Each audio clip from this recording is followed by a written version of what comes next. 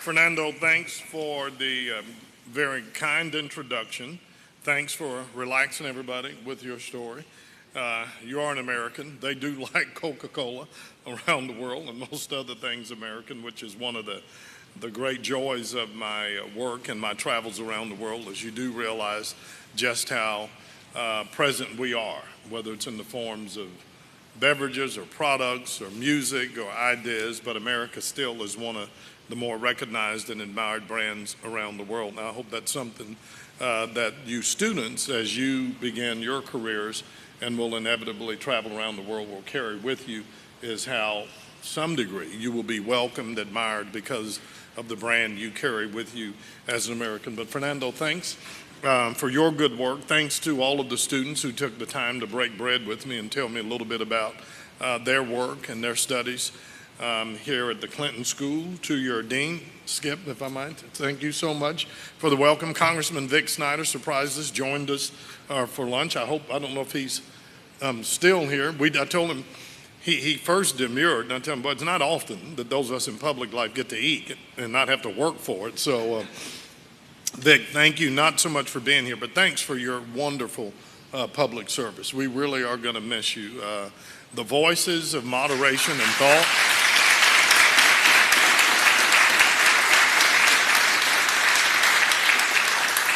Those of us who are privileged to participate in public service in elective office really do admire our colleagues, whether they're on the same side or for those that distinguish themselves not by how shrill their rhetoric is or how loud, their presentation is or how angry they are, but by their commitment to just come and kind of quietly try to find common ground to advance the interests of the people that we serve. And I think by any measure, that would describe the temperament and the manner in which Congressman Snyder carried out his work. And I can tell you, in Washington, that is a temperament that we are in desperate need of. So, Congressman, thank you so much for all you've done. It is fun to be here. One, it's fun to be this close to Dallas.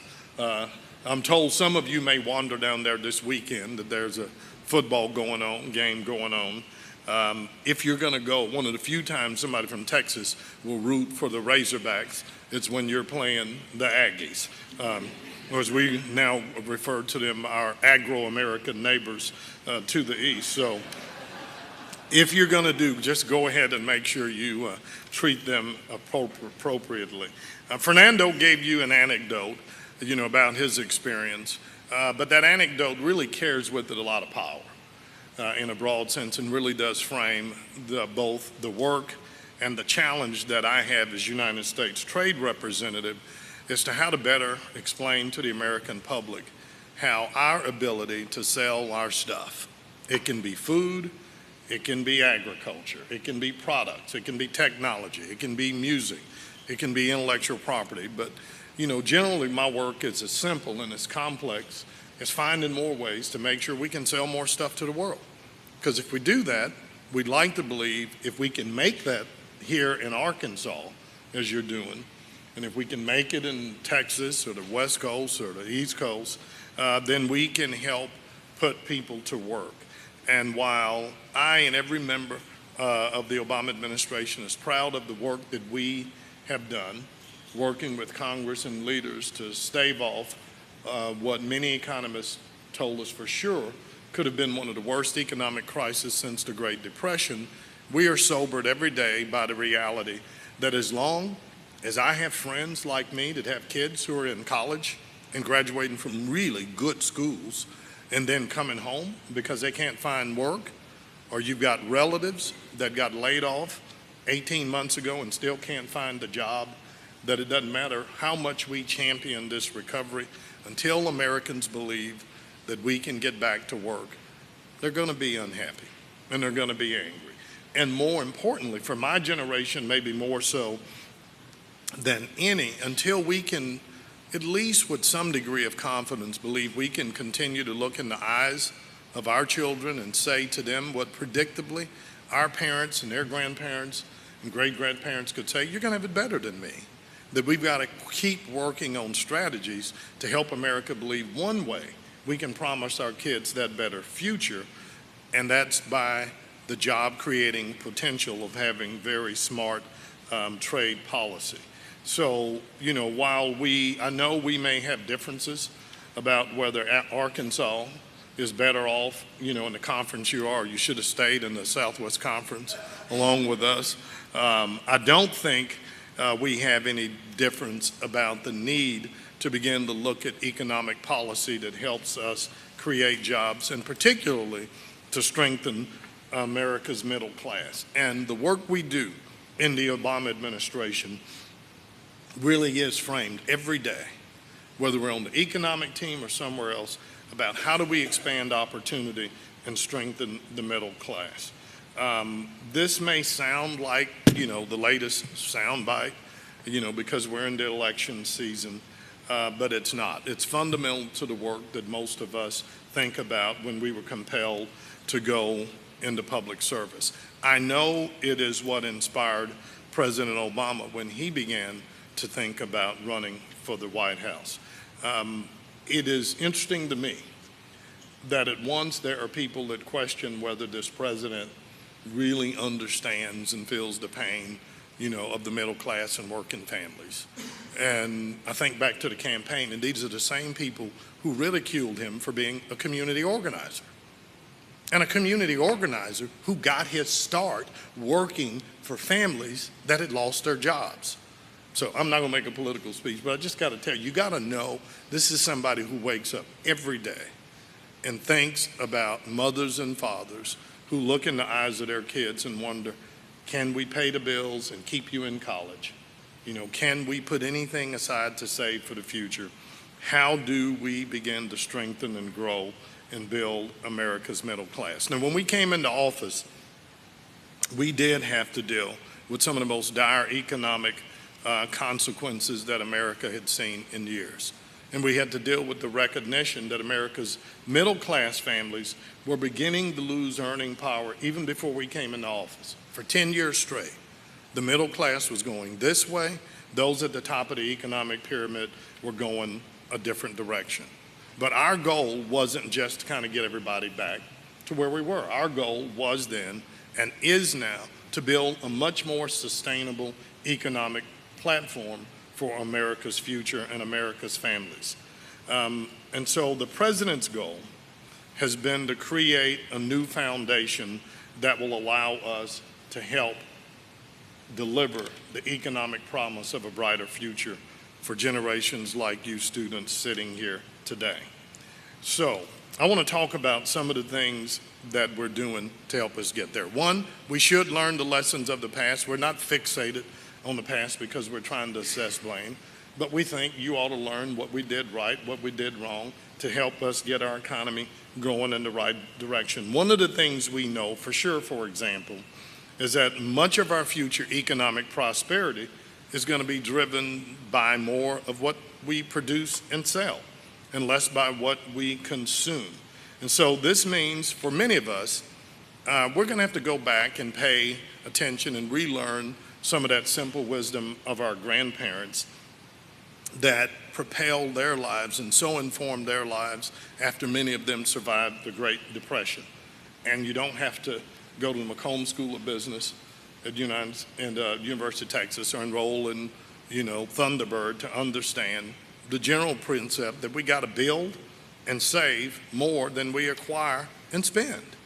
And the reality, part of what fueled this economic crisis is we just went on a spending spree like this country'd never seen.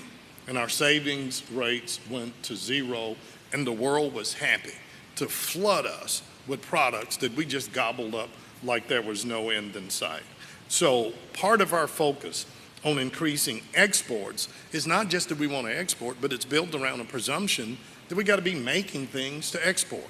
And that's a good thing, that America doesn't just want to be the world's largest consumer, that we have to build and create and make products that not only that we consume and use for our benefit here in the United States, but that we can then offer to the world. Now, why do we focus so much on the external part of it? Well, one is a fairly simple demographic number that compels our work. And the reality is that 95% of the world's consumers now live outside the United States.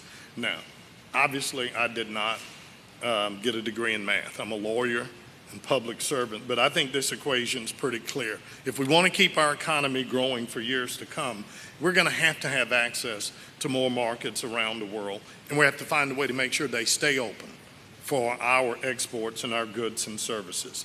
And so this is the major rationale behind the president's announcement during his State of the Union last year that he wanted to create this national export initiative and set a goal for us to double our exports over the next 5 years, knowing that if we can do that, that we can create an additional 2 million jobs.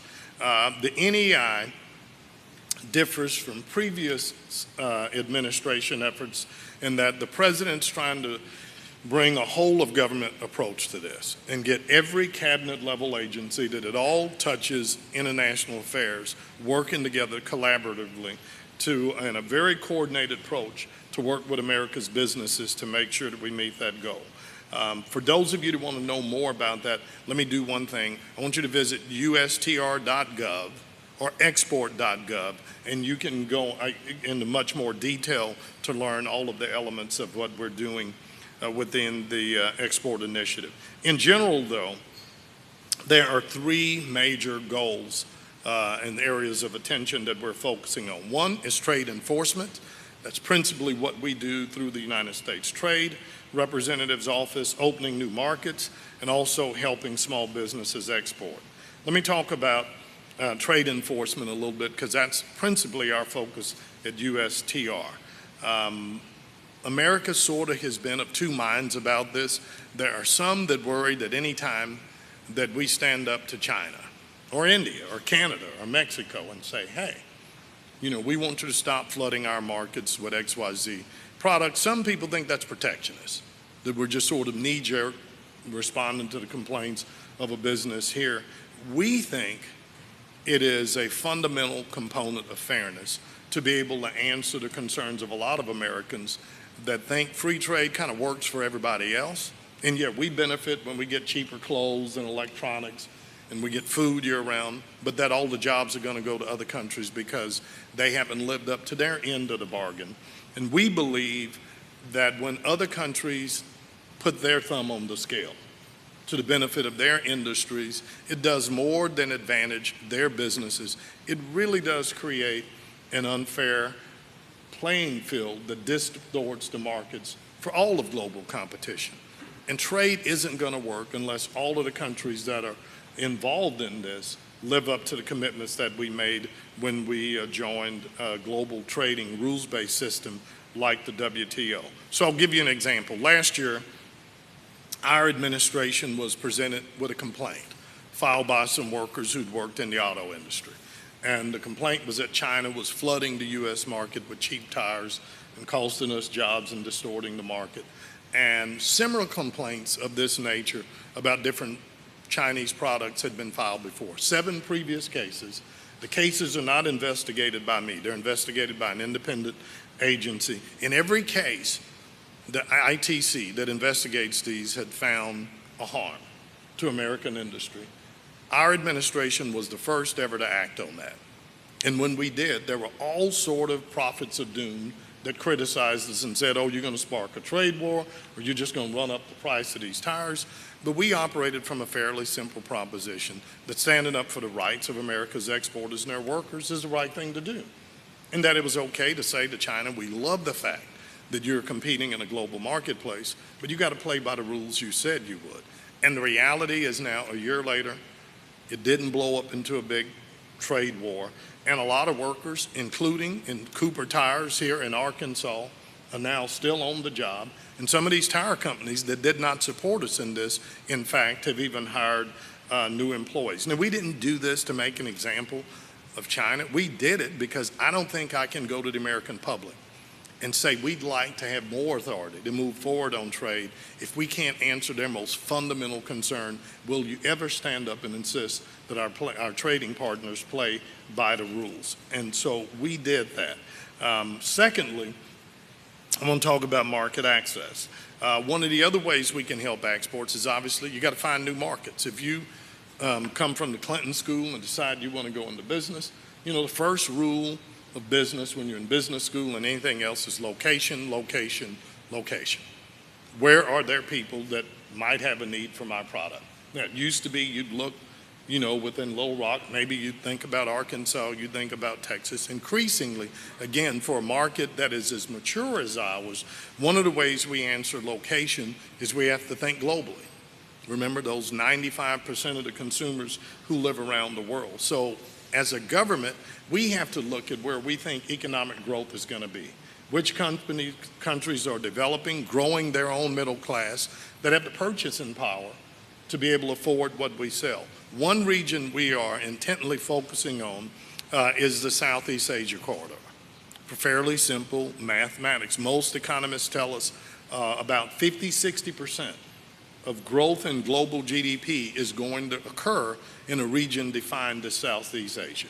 And some include within that what they call the BRIC countries, Brazil, Russia, India, and China.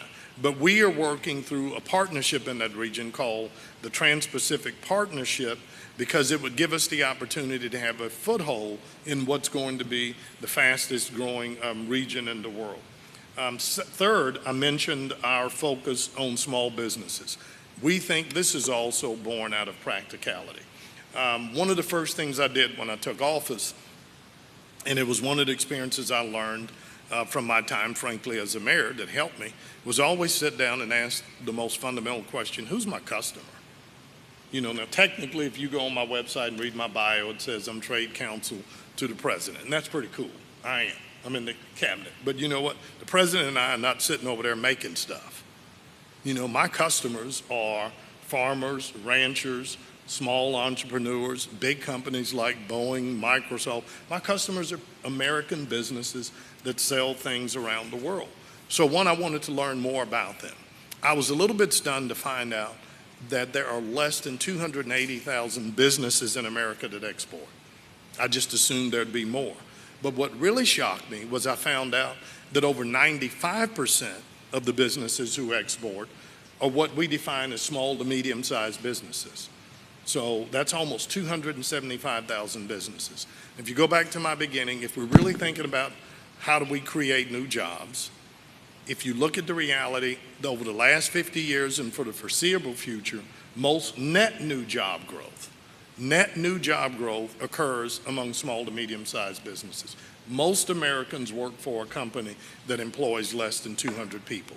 So we think working with small businesses, first of all, to increase their participation in global trades, not only a way to meet our export goal, it's a great way to help create jobs. And so a lot of what we're doing is trying to demystify this whole world of global trade.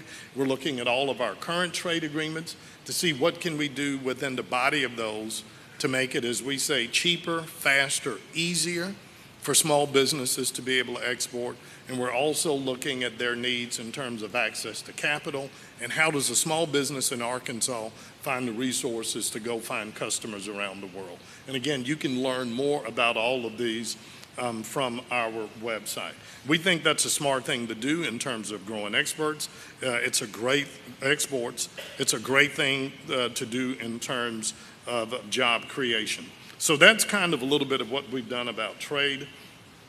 I want to talk a little bit more about what else we're doing to address other issues we think that are frustrating the middle class. We hear every day, and we hear in these forums all around the country, how much anxiety there is among working class families over jobs, over whether they can afford to send their kids to school, whether they can afford to keep them in school.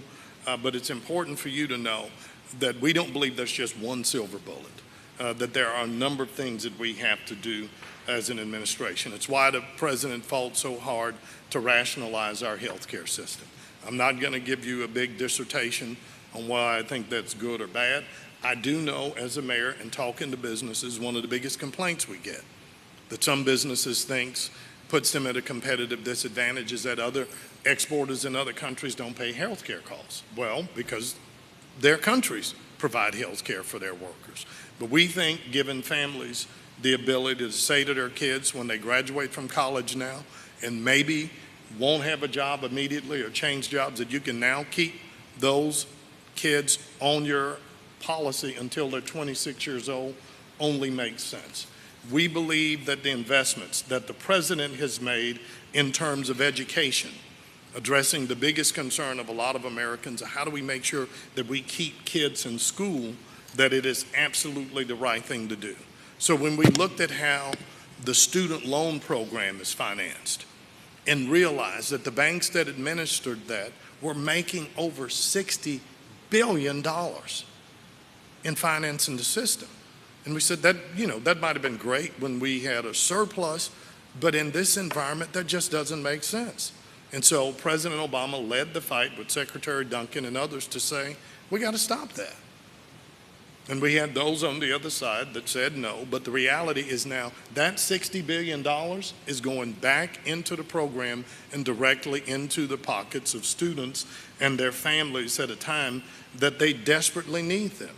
And so all of the things that we're doing are addressed at building a more sustainable foundation for our future, beginning to look at our healthcare costs, our investments in education, what we've done to empower small businesses, looking at how we consume and use, and we're going to develop energy, and our trade policy is all designed to be a part of a comprehensive effort to build a much more sustainable and lasting future for America's future. I want to close and talk just a little bit about the public service component of this, because I so admire you all for making the decision to extend your careers beyond your undergraduate degrees here at the Clinton School. I had a chance to learn a little bit more of the stories of some of your classmates, and they asked me, how I got into this business. And one of them asked about my tenure as mayor, whether it was, accidental or whether it was by design. And the reality for a lot of us that seek public service, it ends up being a little bit of both. Now, I will say it was by design only because I had a friend, I'll never forget when I got married, and this is, you'll have to stay with me on this. But anyway, I got married, we had a great wedding, I was so proud. My bride looked like the princess bride, and we're standing in line at our reception after them, and my most irreverent fraternity brother came up behind me, and he whispered in my ear, he says, I'm so proud of you. I don't know how you found this incredible woman. She's great. He says, but I got to know one thing. Did you jump or were you pushed? And, and at the end of the day, I just got to tell you, all of life to me is about when we choose to jump. And I say that, so my answer to you, Mercer, is about public service. Was it by design in that from the time I was in law school, I said I want to be mayor of Dallas? No. But I don't believe in that whole deal, especially now. You have people that say, oh, I'm not a lawyer, I'm not a politician. They give you all the reasons why they're not qualified to hold public office, but then tell you why you ought to put them in office. And then we do that, and then we can't understand why nothing works. We elect people who have told us up front that I know nothing about City Hall, Washington, and then we can't understand why it doesn't work. I mean, we bring this on ourselves. But yeah, did people come to me and encourage me because of my background, having worked in Washington, been Secretary of State, and this opportunity came to serve the people of Dallas, and I served 6 years as a city attorney. So was I encouraged? Yes, but ultimately, I made the decision that I thought everything I had in my background and life experiences put me in the position not only could I win, but I was goofy enough to believe that I could make a difference. And my father used to always laugh and tell us when he'd hear people say, son, give your best effort. And he'd always come back and say, you know what? It's important to do your best, but it's a hell of a lot better to know what you're doing. And so I would suggest to you, what you're learning here is going to have extraordinary value. And I hope you will seriously think about giving back to our country, to your state, in some capacity in public service. You may decide to run, you may decide to teach. I can tell you, we aren't going to deliver the change that we all want if we sit on the sidelines and decides politics too ugly or it's too mean-spirited and we leave it to others. One of the things that concerns me more than anything about this current debate is we've got to move away from this notion that President Clinton said that somehow anger becomes its own political philosophy in and of itself. Of course people are angry, but that's not how you change our schools. It's not how you educate our young people. That's not how you build a future.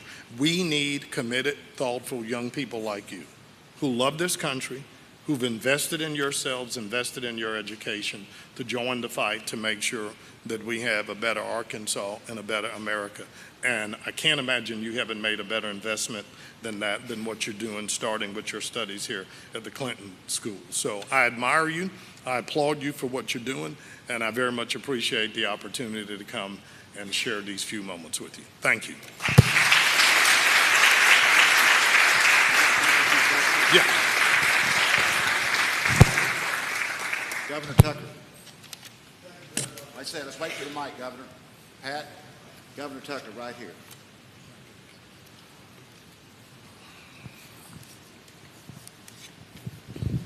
Thank you very much, Ambassador, for a wonderful presentation and for being here in our state with us. I'm going to ask for two quick clarifications, and then I have a question. The first clarification was as to the percentage growth in Southeast Asia. That's 50 to 60% growth of global GDP. What they're telling us over GDP. The next 20 years is that about 50 to 60% of global GDP is going to occur in what they define as Southeast Asia, and some will say the BRIC countries. Thank you. And then the second clarification was, what is the definition of small and medium-sized business? The federal government uses a standard of 500 employees or less. You know, you've been a governor. As a mayor, I always thought of small to medium-sized businesses really as 200 or less. Thank you very much. Now the more substantive question. We've been blessed in the United States and in Arkansas with land that allows us to compete internationally in providing agricultural resources, which remains, I think, a major export of this country and should be a continuing export of the country. For a while, we were very successful in almost dominating the market in software development. But what are your views and learning and the experience you've now had on the markets that present a real future opportunity for our country to be competitive in export markets? Well, one, yours may not be, Governor, as much a question as an answer. And also, if I can make one very sort of solicitous, gratuitous comment about Arkansas, I hope y'all don't take it for granted when you read all these stories about the exploding deficits in every state in the union, that Arkansas is one of only 3 or 4 that not only do not have a deficit, but have a surplus. Again, back to my comment about public service, that doesn't happen by accident. So you've had a lot of people doing some really smart things. Secondly, the governor made a fairly obvious point. Arkansas is blessed with, you got a pretty good educational institution, but go back to my thing about location. You got a lot of land, and you got a river that runs right through you that people believe if you make stuff, you can put it on a barge and get it out of here quickly. So for that reason, Arkansas does well exporting. Exports in Arkansas, I'm told by your people, account for almost 70,000 jobs just in manufacturing alone. Agriculture, Arkansas does about $3 billion. And believe me, I've learned more in the last 2 days about chicken, rice, and catfish than any, I'm from Dallas. I'm a city boy. No, it's not funny, but in terms of agriculture, Governor, obviously we're focusing on that because it's one area America wins. And we break out, broadly, we break out our export numbers, if you kind of want to start studying, by goods, manufactured goods, then agriculture, where we win, and then services. Now the problem, services literally captures everything that they consider as not a manufactured good. So that could be everything from FedEx and UPS to, software, to, accounting, architecture, insurance, banking. But in services, we generally have a surplus as well. And we're focusing on that because we are now in a country in which 8 out of 10 Americans arguably are employed in the service sector. But in all of our new trade initiatives, Governor, whether it's the Trans-Pacific Partnership, what we're trying to do with Korea, Panama, and Colombia, there is a component of all three. I don't want to be in the business of everything, people saying, well, you care more about services because that suits Dallas or agriculture. We still, manufacturing is still hugely important to the United States. And in spite of what we say, we're still one of the world's most productive manufacturing economies. So all three are important, but what we're beginning to do is really look at the opportunities as services, because historically, all of our trade agreements have focused on manufacturing and agriculture. The new thing is really in the service economy. Yes, sir, we got a question right here.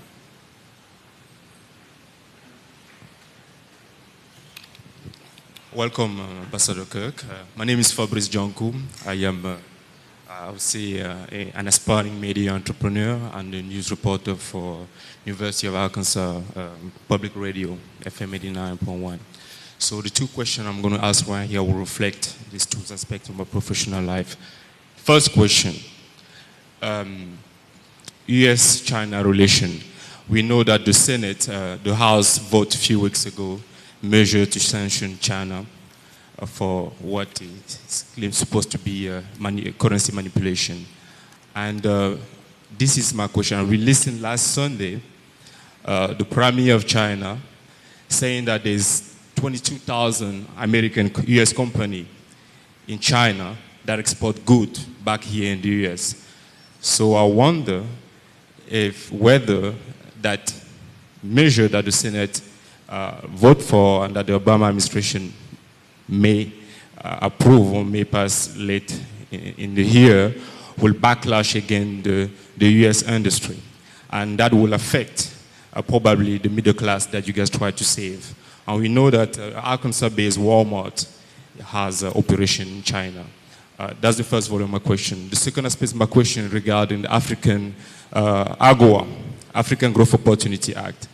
There is a concern right now among policy circles that the African Growth Opportunity Act has not achieved what it's supposed to do. I even, Secretary Clinton, 2 months ago, expressed that. She complained about the balance, the fact that the petrol oil products remained have a significant percentage, close to 80% of the trade relationship between Africa. So my question is, how the U.S. plan to not only make AGOA work, improve the relationship, the trade relation with Africa, and how can you guys here in the U.S. make suitable product that African can buy and consume? Thank you. Thank you. You asked two very important questions that could require a lot of words. I'm going to try to answer them quickly so I can get that. His second question, if I can take them in reverse, was about AGOA, which perhaps importantly, since we're in the Clinton Center, President Clinton was probably as responsible, other than leadership of the Congressional Black Caucus during the end of his administration, really wanting to transform our relationship with Africa, frankly, from sort of a paternalistic, aid-based relationship, just sending Africa money, to a much more mature trade one. So with congressional leadership, ironically 10 years ago, we actually just celebrated the 10th anniversary of AGOA. They passed something called the African Growth and Opportunity Act. And again, all information on all this is available on our website. We focus on 38 sub-Saharan countries, and generally we, for the most part, exempt almost 98% of what can be made from Africa. We let them ship to us duty-free to the United States with very few terms and conditions. Secretary Clinton and I were in Nairobi last year for the AGOA conference, and here there are some that said, oh, we haven't nearly done enough.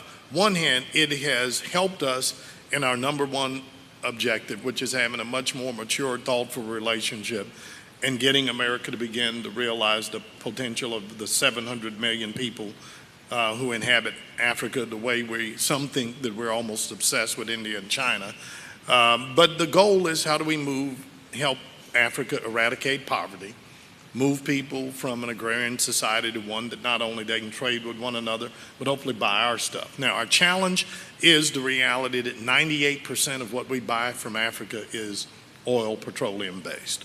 I won't bore you with all of it, but literally there are roughly 7,000 products that could be shipped to us, and our product utilization is like less than a couple of hundred. So there's a lot of room for growth. I think we have the ability, because of the credibility, frankly, of Secretary of State Clinton, but the unique narrative of President Obama, that frankly we can have some very different conversations with Africa that we couldn't have. And one of the things we have been very plain about is that if we're going to embrace this new spirit of multilateralism and partnership that President Obama and Secretary of State Clinton have ushered in, then we're going to have to insist that Africa, if you want to be treated as a partner, then you got to just quit coming to us and saying do it for us. That there are some things you have to do. And one, we have to look at the reality that Africa trades less with itself than any other continent. Now, I know there are people that have very strong feelings about NAFTA, but I can tell you, as I've traveled around the country, there's one thing true. No matter what state I'm in, and when I meet with their governor and mayor and their economic development people and find out they export a little or a lot, when I ask the question, where's the #1 destination for stuff you sell from Arkansas? There's only two answers: Mexico or Canada.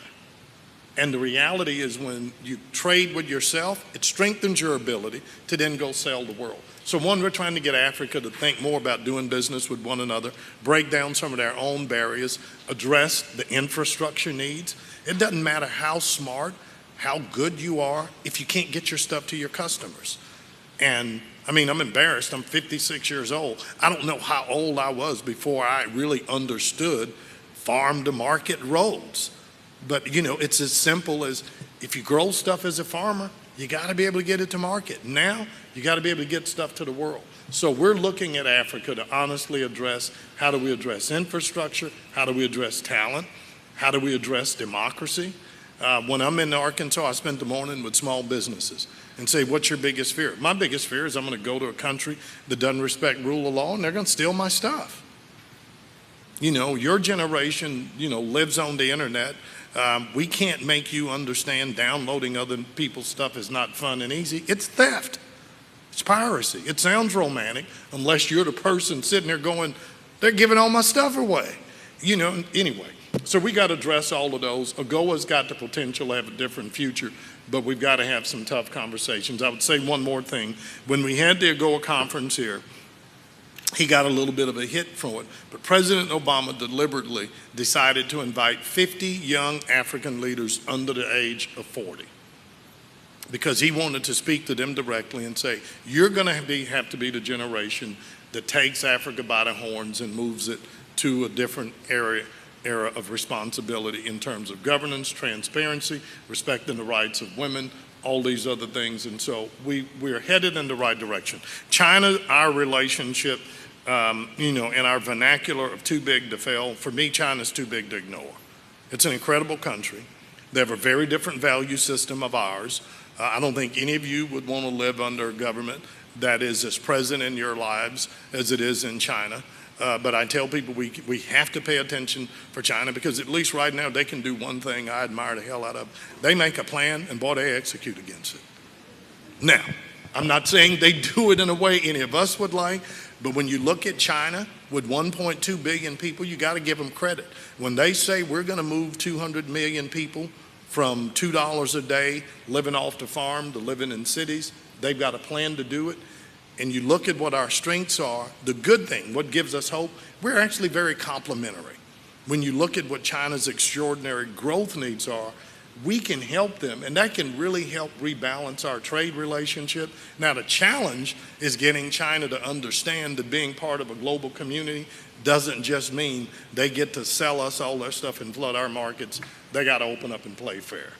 And so I will take all the hits from those that say we're sparking a trade war, but I don't think it's too much to ask China or Canada or anybody, you got to play by the rules. And China's big, and they're muscular, but you know, CNN's flooded with stories, you know, about bullying in schools, and we all grew up bullied, but at some point, somebody's got to stand up to the bully and say, stop.